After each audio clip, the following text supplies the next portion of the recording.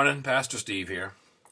In Philippians 2:12 and 13, the apostle writes, "Wherefore, my beloved brethren, as ye have always obeyed, not as in my presence only, but now much more in my absence, work out your own salvation with fear and trembling. For it is God which works in you both to will and do of his good pleasure." One thing to make clear, this work is not for salvation, to earn it or keep it. Ephesians 2:8 and 9 says it, you're saved by grace through faith. Verse 10 says, unto the good works. Okay?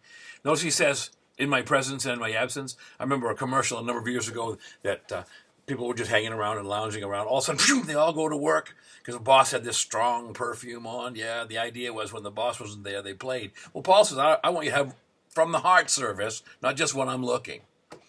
The sense in which we're to work out our salvation in fear and trembling is to work out or to continually work, to bring something to completion.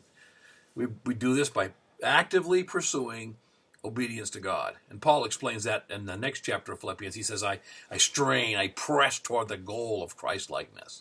So obedience and submission to God out of reverence and respect is our reasonable service, Romans 12 would say. And it brings great joy.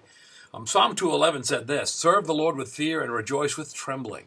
So we work out our salvation by going to the source of our salvation, the Word of God, to renew our hearts and minds. Notice he also says down here in verse 13, for it is God who works in you both to will and do his good pleasure.